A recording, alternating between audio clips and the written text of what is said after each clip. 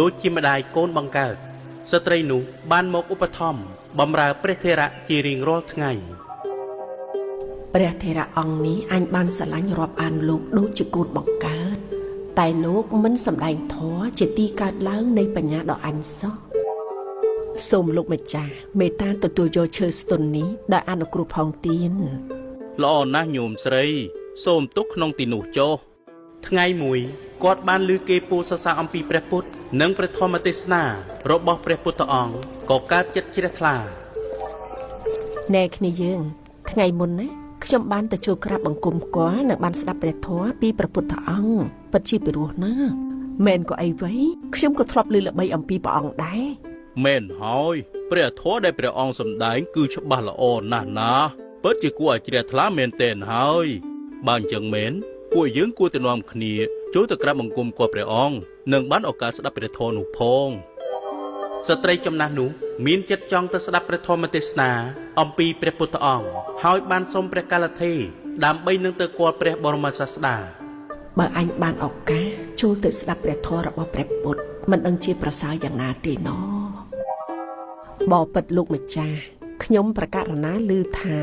ព្រះពុទ្ធបរមគ្រូសម្ដែងធម៌ជាទីកើតឡើងនៃបញ្ញាពីរោះណាស់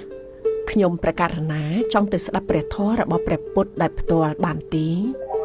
ចម្រើនពរញោមមិនគួរទៅស្ដាប់ធម៌របស់ព្រះពុទ្ធអង្គផ្ទាល់ទេតើហេតុអ្វីបានខ្ញុំប្រកាសណាមិនគួរទៅស្ដាប់ដោយផ្ទាល់លោកម្ចាស់ចម្រើនពរញោមកាលវេលាមិនទាន់សមគួរទេ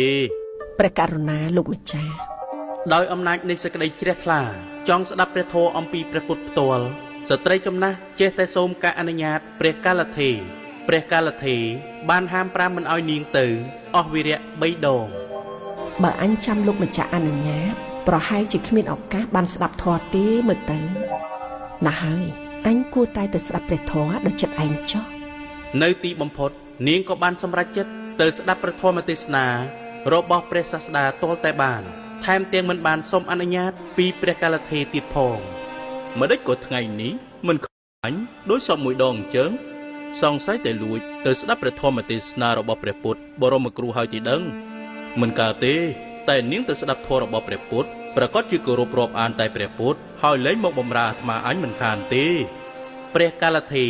មិនឃើញនាងមកឧបត្ថម្ភខ្លួនក៏ភ័យខ្លាចក្រែងនាងមិនមកឧបត្ថម្ភខ្លួនតទៅទៀតក៏បានរត់យ៉ាងប្រញាប់ប្រញាល់ទៅក្រាបទូលព្រះសាស្តា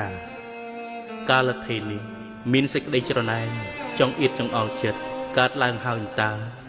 បបិទ្ធព្រះអង្គដ៏ចម្រើនស្ត្រីម្នាក់នេះជាមនុស្សល្ងង់ខ្លៅសូមព្រះអង្គកុំសម្ដែងធម៌ដែលជ្រៅជ្រៅដល់នាងឡើយមនាលកាលទេបើមិនឲ្យតថាគតសម្ដែងធម៌ជ្រៅជ្រៅដល់នាងតើអ្នកគិតថាតថាគតគួរសម្ដែងធម៌អ្វីដែរបបិទ្ធព្រះអង្គដ៏ចម្រើនសូមទ្រង់សម្ដែងតែទាននិងសិលបានហើយព្រះពុទ្ធបរមគ្រូមិនបានសម្ដែងធម៌តាមការស្នើរបស់ព្រះកាលទេទេព្រះអង្គបានសម្ដែងធម៌តាមអធ្យាស្រ័យរបស់សត្វដែលគួរសម្រេចធម៌តាមឧបនិស្ស័យរៀងខ្លួនណែនាងចូលចម្រើនក្នុងព្រះសាសនានេះចុះមនាលកាលទេបុគ្គលណាអបឥតប្រាជ្ញាអាស្រ័យនៅទិដ្ឋិដ៏លាមកហាមឃាត់នៅសាសនារបស់ព្រះអរហន្តទាំងឡាយដ៏ប្រសើរការហាមឃាត់របស់បុគ្គលនោះរមែងចេញផលដើម្បីសម្លាប់ខ្លួនឯងដូចជាផ្លែឫស្សីសម្លាប់ដើមឫស្សីយ៉ាងនោះឯងកាលព្រះពុទ្ធអង្គសម្ដែងព្រះធម៌ដូចនេះហើយស្ត្រីចំណាស់នោះក៏បានសម្រេចធម៌ជាន់ខ្ពស់ទៅតាមឧបនិស្ស័យរបស់ខ្លួនហើយខិតខំប្រតិបត្តិតាមសមគួរតទៅបញ្ញារបស់មនុស្សម្នាក់មិនដូចគ្នាឡើយ